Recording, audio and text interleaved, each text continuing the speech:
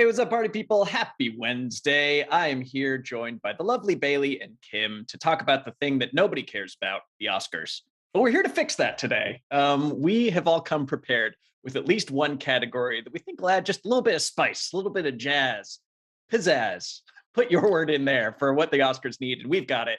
And we are going to lean heavily on you, the chat, for your own category ideas, because we're only three people, and the Oscars need a lot more help than that. We'll also do, well, no, there's literally no other news. There's no news. So we'll also take your questions. So keep those coming in the chat, and we'll address them after we fix the Academy Awards. How's everyone doing today? Good morning. Is it morning? I've had a busy one. Morning for me. Okay, yes, evening. Hello. That said, I want to get right into it because I'm very excited. I'm very excited about mine. These are all going to be a surprise to each other. But maybe I'll go last. Who wants to go first with their Oscar category? I think Kim should go first. Oh, okay. Well, all right, I will. But mine is quite complicated. Oh, is this some like BAFTAs thing where it's like, it's the metric system? No, yes. No, I've always had an issue with Best Picture, and I'll tell you why. Because I don't know the criteria. Do they release the criteria that they, choose under? I think it's just, well, yeah, that's a great question. Do they actually describe Best Picture anywhere? I mean, Ryan, look into that while I vamp, but I imagine it's just like the sum of its parts, like the whole combined gestalt of it all. Yeah. I'm pretty sure they just Google best movies of the year and take 5 of those, and then they take the 5 movies they've heard of, and then they vote for the ones category. that their friends worked on. Yes, exactly. So, and I've Googled this before. Is there a checklist for the Academy members as to what they're looking for? What constitutes best? This idea of a best picture. So right. I think it should be more clear to the audience as to what this actually means, what they're looking at, if there is a criteria list, because I wonder whether there actually is.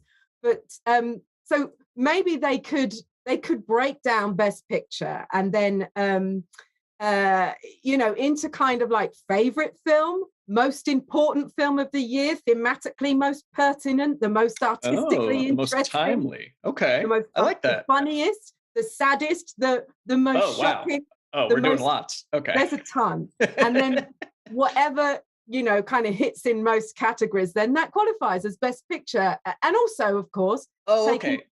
Well, so you're saying to just make it clear what goes into Best Picture. Are you saying add like 12 more awards, like to subcategories in Best Picture? Yeah. Yes. Yeah. Either or. It's so long already, Kim. It's so long. It bugs everybody every year why they've picked the picture that they have. So make it clear, make it clearer. And also, take into account the other categories that already exist. There have been examples in the past where a film has won the most Oscars, but not won Best Picture. So, for example, in 1973, Cabaret won 8 Oscars, but The Godfather, with 3 Oscars, won Best Picture. Interesting. I mean, that makes sense. Well, I don't know about that example per se, but where it's like something will win all the technical awards, but it won't win Best Picture because, film can succeed or fail in a number of different mediums. So I like your idea. I like it. I don't want the show to be any longer. I do think if when you voted, you had to list your reasons for why it was Best Picture, check a box or something like that. And they showed like the graph at the end of like why people thought it was the Best Picture. I'm into that.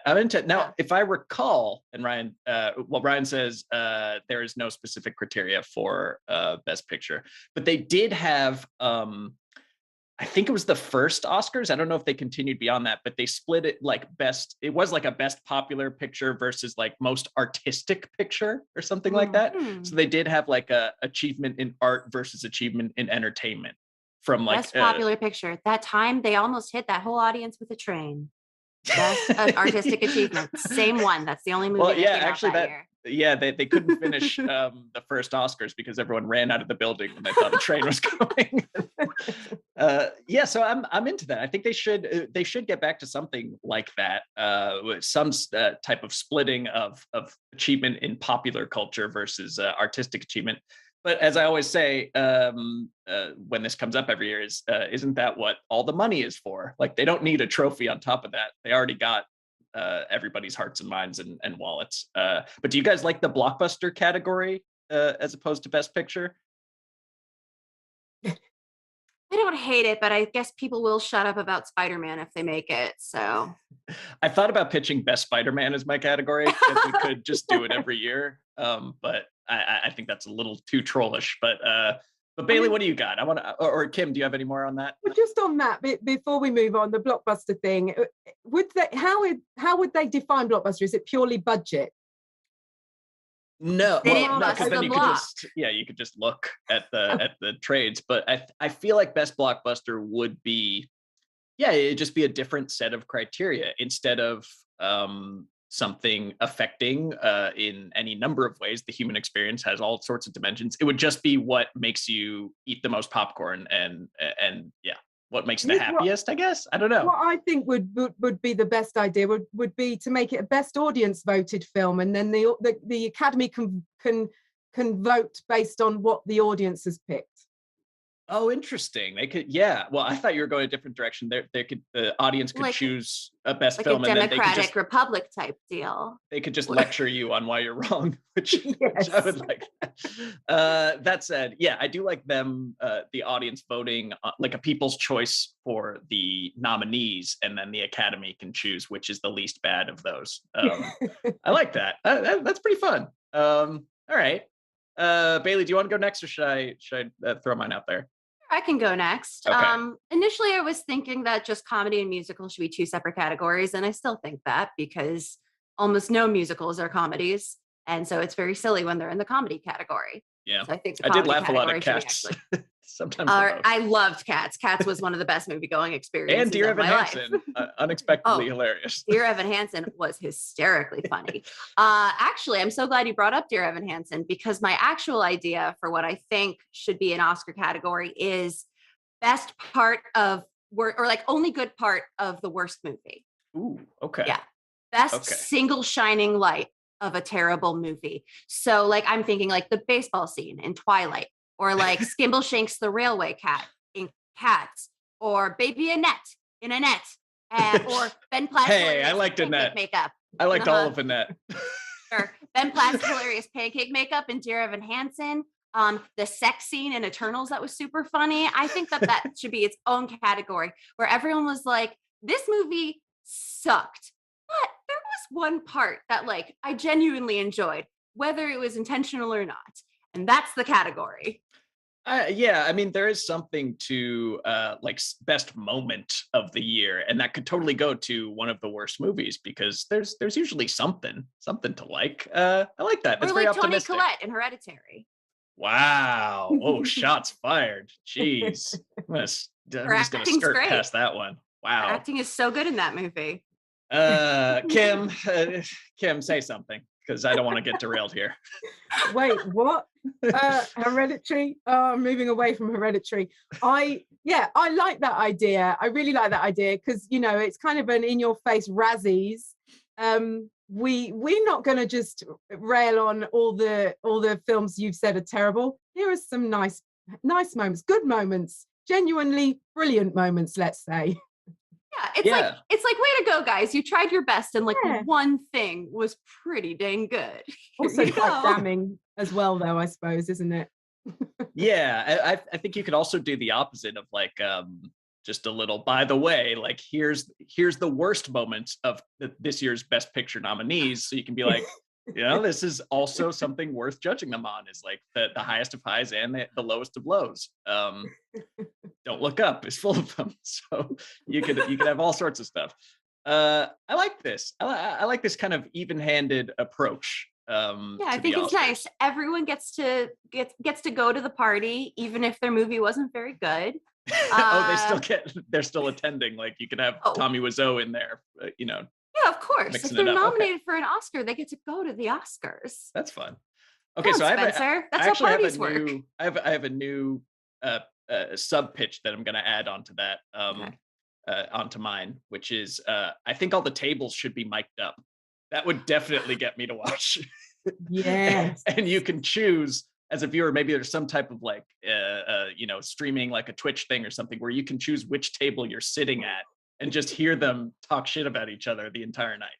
Yeah, like we don't tell the people at the tables, to be clear. Well, no, right? of course, like, yeah, of course, not with their permission. Or, this is getting shady. In California, you literally have to tell people you're recording when you're recording. So I say we move the Oscars to a state that doesn't have that law. Yes. Well, I expect that they're told that, because they're on camera and there are microphones anyway, that is a thing that could happen. That's anyway. Right. It's a live telecast. The place is full of camera equipment. They know they're being recorded, but like I'm talking like intimate, like whisper level conversations. Although to be fair, the Oscars don't have tables. That's the Golden Globes. Okay, that's where they feed them. Under the chair. Yeah. Fine. Whatever. Yeah. All right. These are all no, songs. Not under the chair. Imagine what sounds it's going to pick up, Spencer. That's right. There, a lot of grumbles of all kinds. That's fair. All right, fine. But you know what I'm saying. The gist is I want to hear everything they're saying under their breath when they lose, when somebody else that they don't like is nominated, all that stuff. That would get people to watch, which is, I think, is that the point of this? Is that what we're doing today, is trying to get people to tune in, right? Yeah. At this point, I honestly can't tell if they want people to watch the Oscars. Yeah. It seems almost like they don't. I mean, that's the thing, is it's not good television. No. And that kind of dovetails into my pitch, which is, I think I've said this before, is that all the other awards ceremonies, except I guess the Emmys, have the benefit of like, they can do the thing that they're being awarded for at the show. Like the Tonys, they can do a musical number. The Grammys, they can perform a song. The Oscars, it's not like they're going to make a film. Like you can't see them do the thing that they're doing, except for acting. And I think that best acting is a too limiting category. And it's too, talk about like, I don't know what goes into this. Like what makes the best acting performance? Like it usually ends up being the most acting is who ends up winning. So let's make it real. Let's give out the most acting award. And this is a live award / event. You take the year's competitors. I don't know if they actually sign up for this or if they're selected by the Academy. I think selected by the Academy. You take Leo, you take Octavia Spencer, Denzel, the heavy hitters. You take them backstage at the beginning of the show, and they are challenged to use their acting skills to draw on their past and emotions to generate the most sweat, blood, tears, snot, and other bodily fluids using their acting. Name two more. Piss, poop. By the end of the show, they need to draw on their experience to create the most tangible acting of the year. And this is something much like a David Blaine endurance test. Like we could be cutting back to them throughout the entire telecast, like when it's kind of lagging, documentary short, whatever. Like let's check in on Leonardo DiCaprio, and he's just full revenant, like in the backstage. And then you have the people from the Academy, verification bureau or whatever, like, they have it in a centrifuge. They're measuring exactly how much spit he's generated, how much sweat is on his brow. Like we can have like live biometrics and stuff like that to see if their heart rate is really up or if they're just faking. So I want most acting to be something that we watch and then award at the end of the show. I really love that. Oh, just a really quick dovetail off that though. I do think maybe they just get up in front of everyone and do a monologue. Like an audition monologue. Oh yeah, make them audition for a part. Yeah, just make them do a monologue in front of us. But they're not allowed to prepare it. They're given a script. Yeah. Mm-hmm. Well, yeah, I think the best actor or actress, let's make this gender neutral, should have to audition to become the next Spider-Man at every show. Yes. At the end of everyone, they or just that's how it's decided. Just the winner of best actor. It's improv. Is Spider-Man. They just tie the suit around them at the end, and they swing off stage. I love it. Yes. I think we've saved the Oscars already. That didn't take long. Yeah, honestly, they should pay us for these ideas. Yeah. Let's invoice them. Well, if they implement them. Yeah. Which they will. They will. On a long enough timeline, they'll try everything. We aren't the only ones with great, totally realistic ideas. Chat has been doing their thing as we've been talking, and here's one that is obvious and it is kind of like a no-brainer to me. I don't know how many people it would get to tune in, but should happen. The Movie Informant writes the stunt category for sure. And yes, yeah. I mean, that's also something you could do live and judge. Yes. But I think that is a crucial part of filmmaking that goes completely unrecognized by the Oscars. So Yeah, yes, absolutely. That's, something that's a part of most films, many films. It's not really that niche, is it? It should be recognized. Yeah. Absolutely agree. And it would bring in a probably a more popular genre of films, action filmmaking. Although I'm sure there's stunts in Red Rocket. I don't know. And what's Year of the Dog about again? Yeah, something about a dog. So presumably there are some stunt awards separately. Are there stunt awards? Are there the stunties? Does that exist? Maybe. But yeah, I think best forward role. Right. Best forward role. Oh, yes. Yeah, well, the stunties can get more granular, but we want just like best overall stunt performance. Yeah, of course. I think that would be so good. I'd be really into that, actually. Genuinely, I think they should be rewarded. That's not even in a joke way. Like, I actually do think that, it would be really good. All right, now May writes, and Arthur Mingo joining the conversation, do it like the Grammys, an award for each genre, and then from those winners, maybe an overall best movie, and that could help the horror, comic book movies, comedies that always get snubbed. I like that. It's just sometimes it's tricky because like comedies obviously always get snubbed, and horror and stuff like that, it gets no respect. But a lot of the times it's hard to peg something in a specific genre. And I feel like those movies would kind of slip through the cracks, or you just get Golden Globe situations where it's like The Martian's up for best comedy. Like they would campaign for their movie in the ones that they think are like easier to get it into. But still, I don't know. Do you think that would help or hurt is if we did best blank genre picture? Well, I mean, I do like the idea of that, but in the interest of keeping the ceremony watchable, digestible, short enough, shorter than the Snyder Cut. That should be the rule. They could maybe add that into the criteria that we were talking about for best film. Yeah. Bailey, any thoughts before we move on to best boy? Sorry, my brain just thought it should have a halftime show, and then I was thinking about how good a halftime show would be at the Oscars and like what that would entail.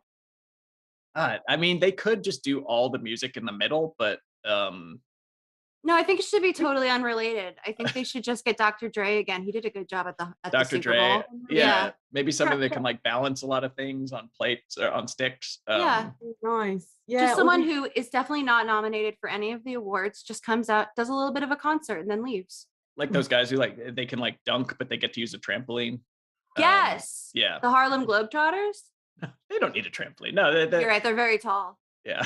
All right. So Simon Smith asks, I want to see best boy. Who's a good boy? You are. Yes, you are. I'm into this. I like, best boy is a cute idea, but it made me think like a best animal performance of the year would get people to tune in, because especially if the animals were in attendance. Yes.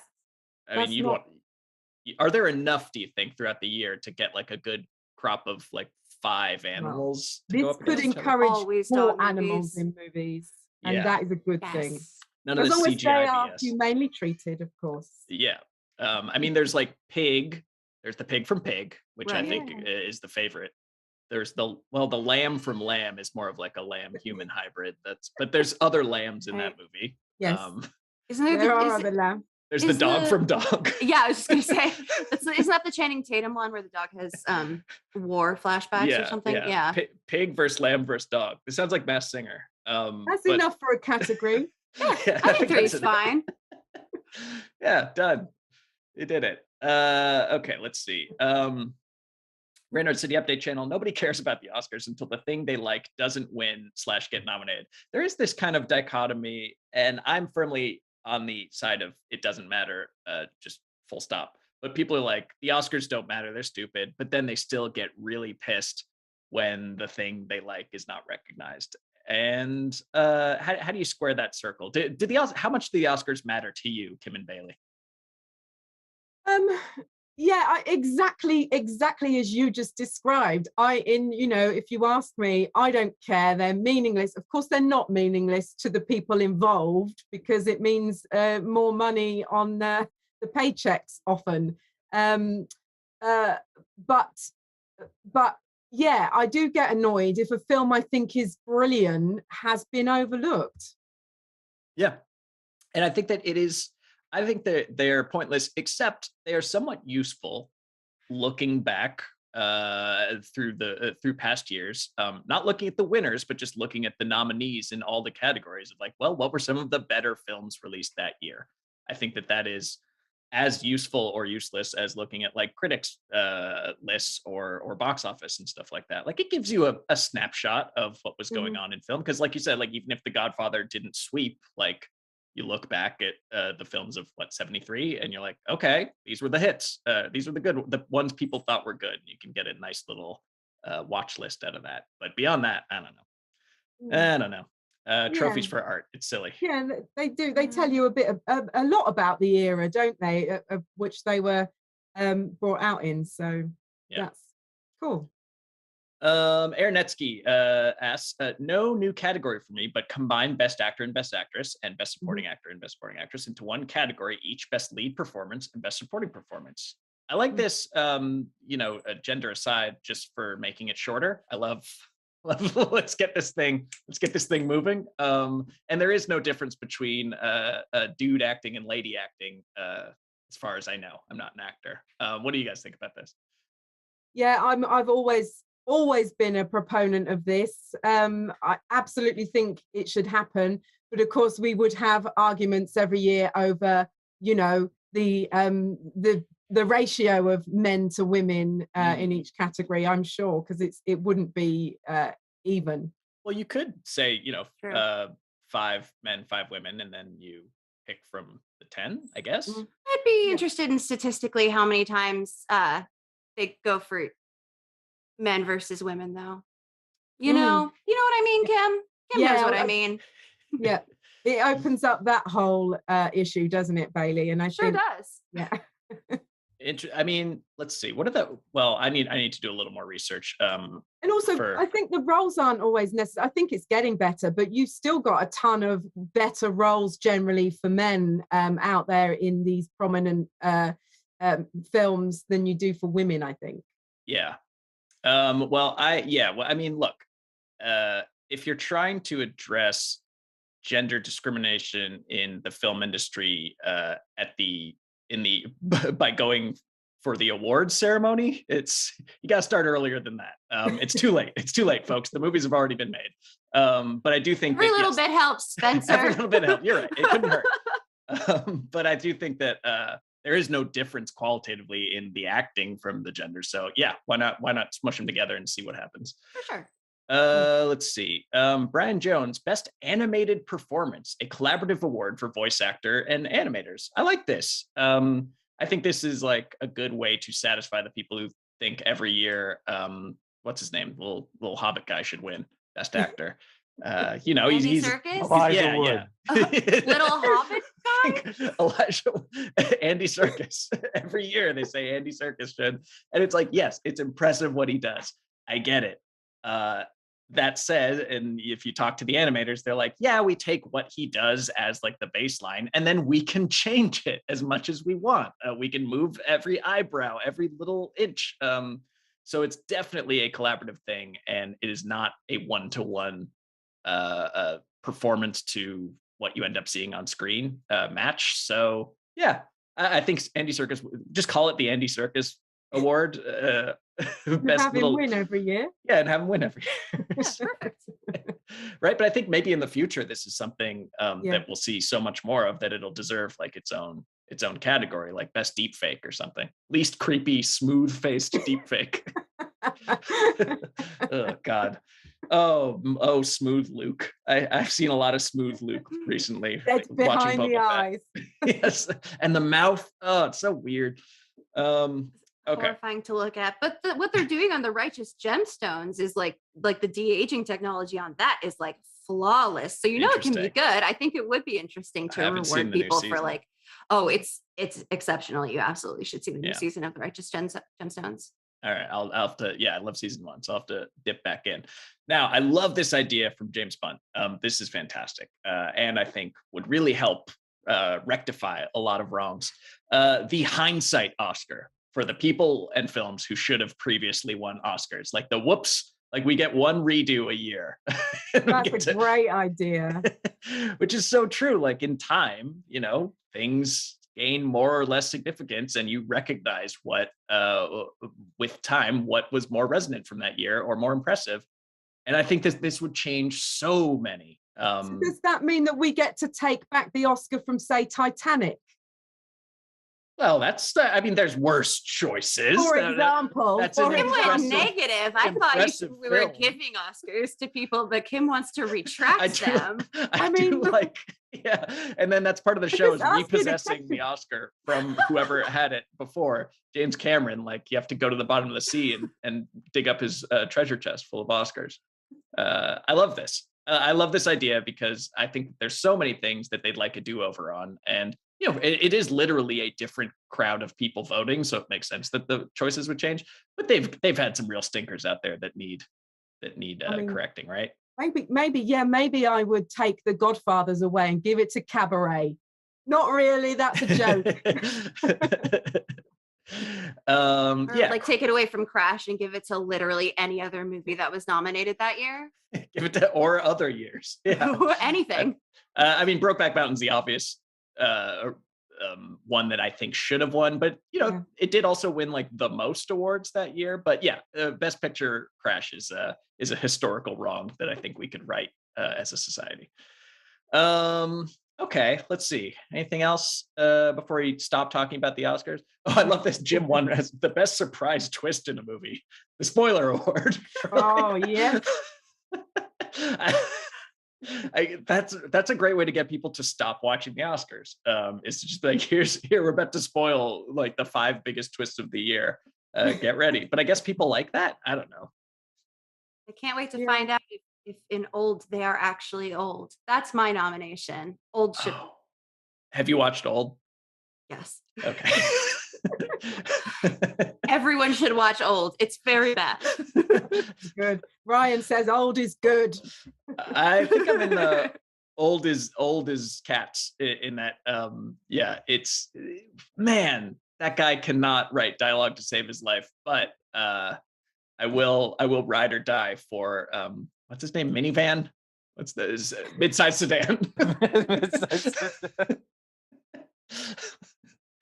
Oh, keep on keeping on, M. Night. Clearly no one's telling you no. Okay. Thank you for watching to this point. Thank you for riding or dying with us here on SJU. On a slow news day, we still bring you lots of fast thoughts and content. So like and subscribe so you won't miss another thing. And there is more questions in the chat to respond to. Fiona Gilbert asks, no relation, who would you choose to host the Oscars if you have free reign? Now, there's like 3 comedians hosting this year, right? I kind of missed the announcement. Who's hosting this year? Does anybody know? That's right. Oh yeah, I guess I should know. I know the idea. Wanda was Sykes, Amy Schumer, and Regina Hall, and someone else, but I don't know if that was official. All right. No, that's official. That's a good trio. Yeah. Oh yeah, trio, and Regina Hall. That's great. I'd go. Yeah. I mean, I don't know who I'd choose, but that is clouding my thought process now. So I choose them. Cop out. That's pretty good. Like I think it's a little like, okay, like you 3 people, like sure. Hedging their bets. Yeah. That I guess it'll still be fun, but I think it's always like, well, whatever. I have a better choice, which is deepfake Luke Skywalker should host the Oscars, or deepfake. It should be a series of deepfake Hollywood legends. Deepfake Toni Collette. Love it. And she's actually in the audience too, so you have the like back and forth where they're like looking at her reaction the banter. shots. Yeah. Yes. Oh dang. Although And I don't know. I have a thought. So you finish yours, and then I've got my great answers. Whatever. well, I think as I think about, it's just getting sad and creepy as I think about great dead actors to bring back to host the Oscars, but that hasn't stopped Hollywood from putting them in movies. So screw it. A deepfake Roddy Piper. I want him out there. I want him in the They Live sunglasses, challenging people to wrestling matches and handing out trophies. That's my pick. Is something unsettling, but you can't look away from it if we're trying to get people to watch this show. I actually have a very similar thought in that regard, Spencer. Something very unsettling that you can't look away from. I feel like it should be Nathan Fielder from Nathan for You. Yeah, that'd be good. That'd be great. Or Eric Andre in that same thought process. Oh yeah, I have a triplet thing for you. It's Eric Andre, it's Nathan Fielder, and it's John Wilson from How To with John Wilson. I love How To with John Wilson. The three most awkward, uncomfortable men trying to mumble their way through the Oscars. Absolutely. The trifecta of excellent hosts. It would be amazing. Every celebrity would just not know what to do with themselves, and they would just rule the room, but not in a way you'd expect. I would be into it. I would watch the whole thing. There you go. There was a notoriously over here years ago, Mick Fleetwood of Fleetwood Mac and Sam Fox, who was a page 3 girl, which is, she got her top off in the newspaper. And which I can't believe is a thing in the UK. God bless them. We have special magazines for that, but good for you guys, I guess. News, page 2, news, family page newspaper.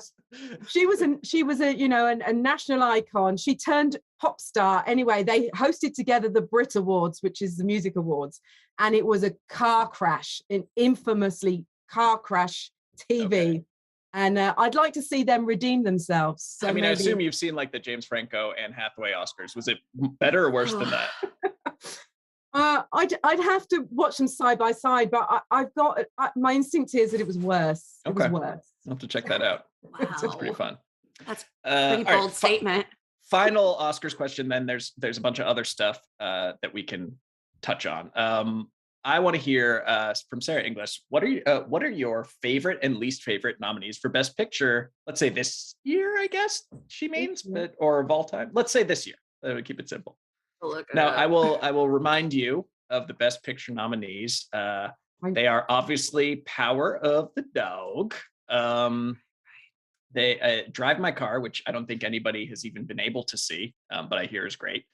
Unless you might have, Kim, you're a critic. No, I haven't seen it yet, actually. Yeah. But so I don't know how well, neither has the Academy. So yeah, right. I hope they have a little while longer to vote. Dune, Don't Look Up, Nightmare Alley, Belfast, Licorice Pizza, West Side Story, King Richard, and Coda. This is not much in common with my top 10 of the year, but I really liked Dune, obviously, but I don't think that's I like Licorice Pizza a lot, but I feel like I need to see it again before I really can place that one. I know Don't Look Up is my least favorite. That's easy. That's easy. Easy Done. one, yeah. I haven't seen West Side Story. I guess, it's probably Licorice Pizza and Dune.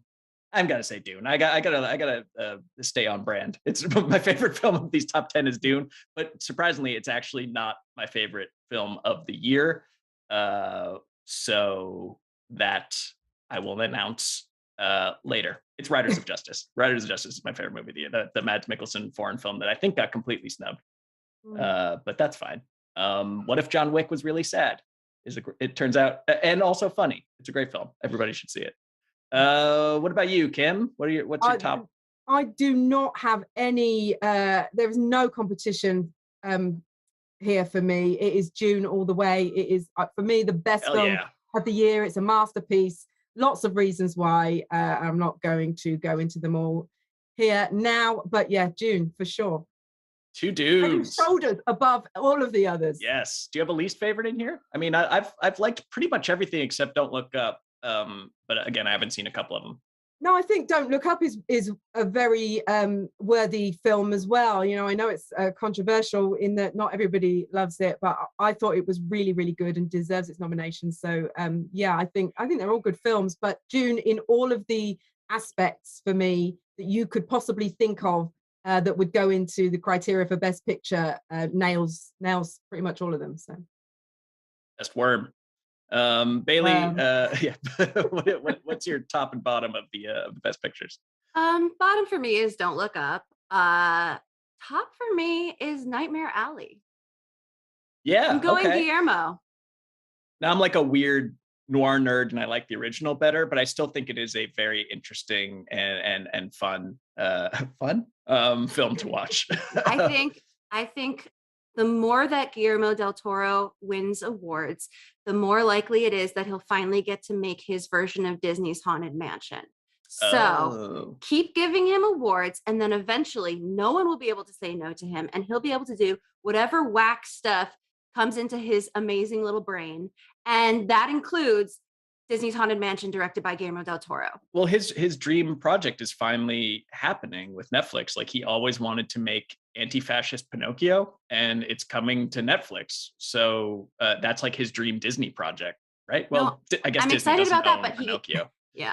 He was supposed to direct a Haunted Mansion, and then for one reason or another, you know how the entertainment machine works. Yeah, it got shelved indefinitely. And I just think the more awards he wins, the more I get to watch him do a creepy old mansion. Granted, he did do one in Crimson Peak later, which is exceptional. Yeah. But I want to see it with the grim grinning ghosts. He also lives in a haunted mansion, so you could just do like a Cribs episode. And I love that his house really looks like that. I think it's amazing. Nikolaj puts in the chat, Hellboy 3 for the win. Yeah, anything that gets him closer to Hellboy and further away from the reboot, I think the better. All right, let's do like one non-Oscar related thing today, because good Lord, we've talked about this too much. Let's see. I haven't seen Uncharted. Should I see Uncharted? I really don't want to see Uncharted. I don't. No. I mean, sorry. To check it, to see what I thought of Uncharted, watch the review I did. Woo-hoo. Oh, okay. Well, there you go. Wait, where is that on this channel? That's on Fandom Entertainment. Hell it's on this very channel. I should watch that. And me and Eric talked about it. I saw it on Valentine's Day, the most romantic movie of the year. All right, let's do a video game themed one, since we have you here, Bailey. So Walton Goggins has been cast in live action Fallout. I didn't know any of those things were happening, but I love it. Well, he's perfect. He has so many teeth. Which people don't have teeth in Fallout this year in the Legion. All right, what video game based series are you most excited for? Last of Us, Fallout, or Halo? Which of those would you rank? Give us a 1, 2, 3. Wait, most or least excited? You cut out a little. Most excited for. Most excited. And what were the 3 again? I'm sorry. Last of Us, Fallout, Halo. Okay. Knowing the casting for Fallout, I'm ranking Fallout first. I think that's very interesting. I think casting Walton Goggins means they are going in a specific direction that intrigues me, because you don't just cast Walton Goggins. Like, well, he's in a lot. He's in a lot of things. He is, but when he is like cast in something, it usually means they're aiming for something like a little unsettling, which I feel like he seems like a very nice man, but he has so many teeth and it's really unsettling. I feel like Fallout's going to be great, knowing just that Walton Goggins is in it. Last of Us is a very close second. I, again, think the casting on that is very good. Pedro Pascal, yep. I know, the one picture that they released that looked exactly like the game, I'm like, oh yes, that looks exactly like the game, sure. I'm less excited for that just because the way Fallout is it's just this, like, you know, when you have such a big world to work with, you can do any story. The Last of Us is a story that's already been told. So I'm less excited for that just because I feel like there's less creativity that they can take with it. Yeah. I'm still very interested in seeing it, but I do think it's a story I already know, whereas Fallout could go any direction. And Halo is going to happen, whether I like it or not. Halo could be cool. Halo It could be. if they're spending $1 billion on it, something about it is going to look cool. I hope. Yeah. No, you know what? The most recent Halo game was very, very good. Both the multiplayer and the single player modes are excellent. Highly recommend. There you go. And yeah, I think Fallout would be an easy number one if they promised that it's an anthology series about each one's a different vault and how they handle the apocalypse and what happens right when it opens up. Last of Us, yeah, it's good, but it's a story that we all know, and it's basically a movie that you get to play with. So whatever. And Halo is the biggest question mark. Could be number one, or could be dead last. We'll could see. be a surprise, amazing series. I'm not expecting anything, but I am going to watch it. Yeah, of course. Kim, any strong video game opinions on these things? Yeah, well, I want to see. I'm most excited for The Last of Us because having interviewed the cast and director of Uncharted about this idea that there could be a shared universe between the both titles and some more. They didn't shut it down, and the cast were quite excited to it. Ruben Fleischer said, if Sony decide to go in that direction with their PlayStation IPs, then that's cool, and I'm happy for that. But oh my god, if Last of Us ends and there's like a post-credits tease with like a bandicoot putting on some jorts, it's like now it's time. Now it's my turn. Yeah, that's what I'm here for. Yeah, that's what gamers love. All right. Yes. Literally, yes. This has been fun. I think we squeezed some blood out of this Oscar stone. And hopefully next week we'll be back with news that you want to hear about. But it's always fun hanging out with you guys. Thank you, Bailey and Kim, for joining me. Thank you, everyone watching, and we'll see you next week. Bye-bye.